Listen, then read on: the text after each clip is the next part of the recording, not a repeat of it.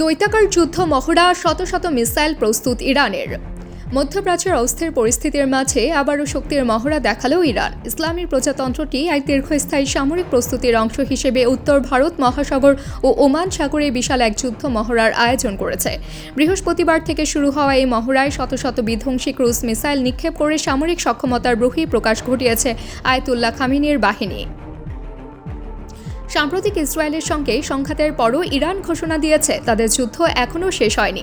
যে কোনো সময় শত্রুপক্ষের বিরুদ্ধে কঠিন পাল্টা আঘাত হানার জন্য প্রস্তুত রয়েছে দেশটির সেনারা। ইরান এর আগেও স্থল ও আকাশপথে নিজেদের শক্তির প্রদর্শন করেছে, তবে পানিপথে সেই ক্ষমতা এতদিন আড়ালেই রেখেছিল দেশটি।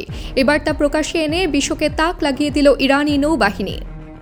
উত্তাল সমুদ্র বুকে শক্তির এমন প্রদর্শনীতে কেঁপে উঠেছে উত্তর ভারত মহাসাগর ও ওমান সাগর।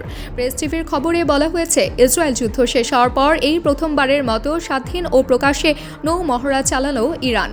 সাস্টেইনেবল পাওয়ার 4 নামের এই মহড়ায় কেবল সামরিক প্রস্তুতি নয়, বরং কৌশলগত বার্তাও স্পষ্ট করা হয়েছে। মহড়ার প্রথম দিনেই ইরানি নৌবাহিনী ছুড়ে দিয়েছে ভয়ঙ্কর সব ক্রুজ মিসাইল। উপকূল ও গভীর সমুদ্র থেকে নিক্ষিপ্ত হয়েছে দীর্ঘ পাল্লার কাদির, মাঝারি পাল্লার কাদের এবং স্বল্প পাল্লার নাসির মিসাইল।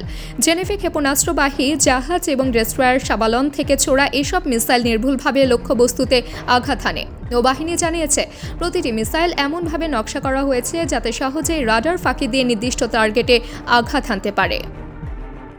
দীর্ঘপাল্লার ক্রুজ মিসাইল কাদের সবচেয়ে কার্যকরী অস্ত্র হিসেবে পরিচিত। 2011 সালের আগস্টে প্রথমবার সামনে আসা এই মিসাইল 300 কিলোমিটার দূরের লক্ষ্যবস্তুতেও হামলা চালাতে সক্ষম। শত্রুতার রাডার এড়িয়ে গোপনে আঘাত হানার ক্ষমতা থাকায় এটি বিশেষভাবে ভয়ঙ্কর বলে বিবেচিত। একইভাবে স্বল্প পাল্লার নাসের মিসাইলও অত্যন্ত বিধ্বংসী এবং ইতিমধ্যেই শত্রুপক্ষের মধ্যে ভয়ের সঞ্চার করেছে।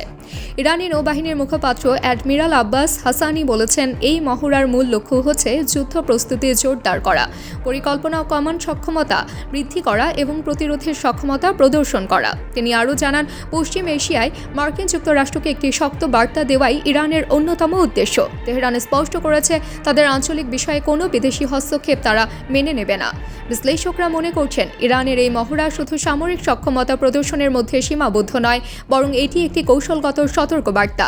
ইসরায়েলের সঙ্গে সাম্প্রতিক যুদ্ধের পর এমন এক সময় মহড়া শুরু করা হয়েছে যখন মধ্যপ্রাচ্যে মার্কিন যুক্তরাষ্ট্র তার মিত্ররা সক্রিয়। ফলে এই মহড়ার মাধ্যমে ইরান স্পষ্ট করেছে, আঞ্চলিক নিরাপত্তায় তারা বড় ভূমিকা রাখবে এবং প্রয়োজনে আগ্রাসনের জবাব দেবে আরও কঠোরভাবে। আন্তর্জাতিক অঙ্গনে ইতিমধ্যে এই মহড়াকে ঘিরে উদ্বেগ দেখা দিয়েছে, তবে ইরান বলছে তাদের কর্মকাণ্ড কেবল প্রতিরক্ষামূলক এবং কোনো আগ্রাসনের উদ্দেশ্যে নয়। তবুও শত শত মিসাইল প্রস্তুত রাখার এই ঘোষণায় মধ্যপ্রাচ্যের ভূ রাজনীতিতে উত্তেজনা আরও বেড়ে গেল।